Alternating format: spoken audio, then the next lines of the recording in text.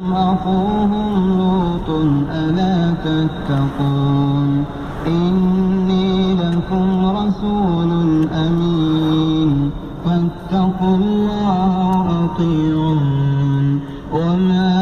أسألكم عليه من أجر إن أجري إلا على رب العالمين أتأتون الذكران من العالمين وتذرون ما خلق لكم ربكم